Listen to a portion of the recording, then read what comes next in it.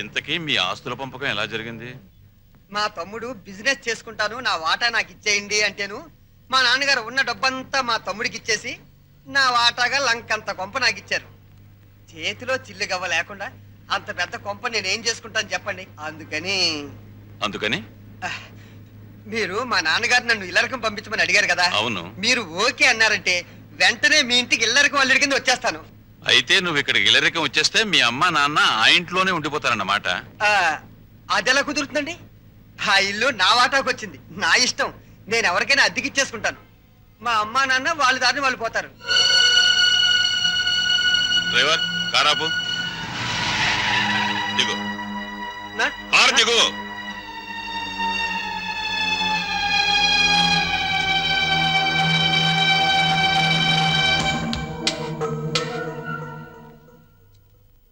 General checkup ఒక రకంగా అంతే అనుకోండి.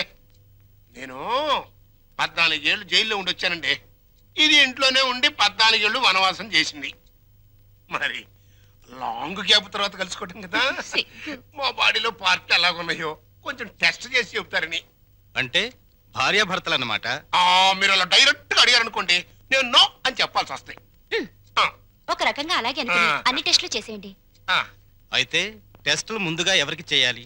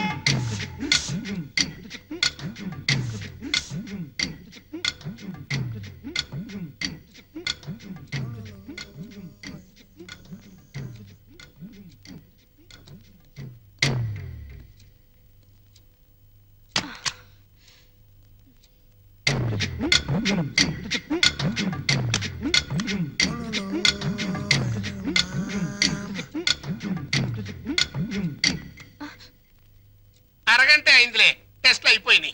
రిపోర్టు రేపు సాయంకాలం 6 గంటలకు ఇస్తాడంట. పదా. ఏంటి బర్త్డే కేక్? ఈ రోజు నా బర్త్డే అని మీకు ముందే తెలుసా? ఎన్ని తెలుసుకుంటే నువ్వు నా భార్య అయ్యావే. అక్షంతలు తీసుకుని ఆశీర్వదించండి.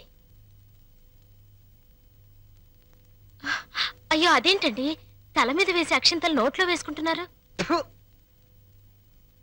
నెత్తి మీద కిరీటంతో రావాల్సిన దానివి తోలు చెప్పులతో వచ్చావు. పండగ మరి ఎందుకు చెప్పు డిస్కషన్? అది అక్కడ పెట్టే. Happy birthday to you, happy birthday to you. Sorry లలో, సారీ డార్లింగ్, సారీ రా.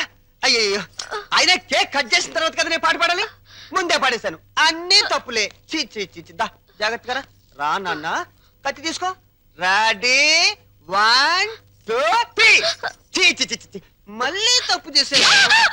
పీకలు కట్ చేయవలసిన కత్తితో కేకులు కట్ చేస్తే చండాలంగా ఉంటుంది, వెరైటీగా ఉంటుంది. నోరు తెరవమ్మా, నోట్లో పెడతాను.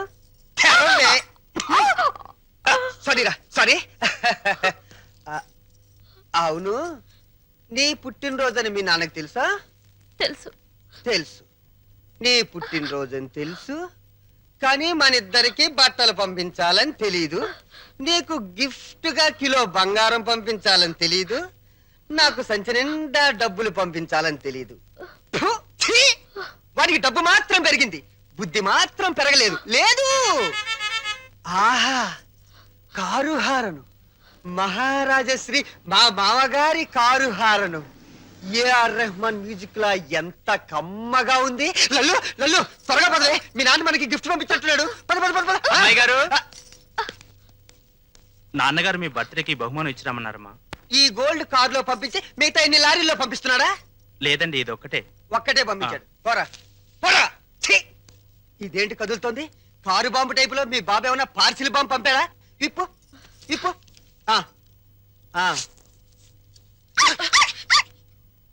కుక్క పిల్ల. ఓ, వెరైటీగా ఉంటుందని నీ బాబు స్మగ్లర్ టైప్ లోని దీని పట్ల బంగారం పంపించుంటాడే.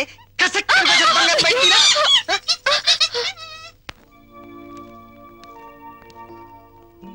ఏంటి భార్యమణి మూడిగా కూర్చున్నావు మీ అమ్మ నాన్న గుర్తొస్తున్నారా? 3వ నెల గర్భిణితో ఉన్న పిల్లకి పుట్టింటికి వెళ్ళాలని ఉండదట్రా. అమ్మాయి నెల తప్పిందని ఉత్తరం రాశాం. వాళ్ళ వైపు నుంచి ఒక కబురు లేదు, కాకరకాయ లేదు. షటప్ అయిపో. రోడ్డు రోలర్ అంత మర్యాద ఉన్నారు రఘురామయ్య బాబు గారు. ఉత్తరం రాయకుండా ఉంటారా? రాశారు. ఇదిగా ఉత్తరం. మంచి రోజు చూసి సీమంతానికి అమ్మాయిని మనం రోడ్డు రోలర్ మీదే తీసుకెళ్దాం. ఏంటి రోలర్ మీద? షటప్. నువ్వు మీ అమ్మ కడుపులో ఉన్నప్పుడు కూడా మీ అమ్మను వాళ్ళమ్మగారింటికి సీమంతానికి మన రోడ్డు రోలర్ మీద తీసుకెళ్లాను. ఇది మన వంశాచారం. అరే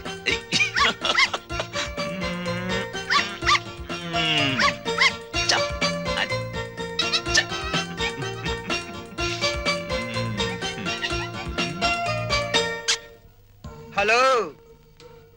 ఆహా, దిష్టి బొమ్మలా చీరగట్టిన ముష్టి దానిలా ఎంత బాగున్నావే. ఆ, చిన్న డౌటు, మా చెల్లులు కడుపు వచ్చింది, నీకింకా కడుపు రాలేదేంటే? మాటలతో కడుపు రాదురా చవట. ఏంటా లుక్కు? ఆ మాటకొస్తే ఇల్లరికి వెళ్ళేందుకు నాకు రావాలే పెద్ద కడుపు. చూడు, నీకో చిన్న విషయం. కడుపేసుకుని నా చెల్లెలు వస్తుందన్న సంతోషంలో నువ్వు ఎగబడి వెళ్ళిపోయి ఏంటమ్మా ఇంత చిక్కిపోయావు? ఇలాంటి ఎగస్ట్రా డైలాగులు మాట్లాడేవనుకో చెప్పు తెగుద్ది. అది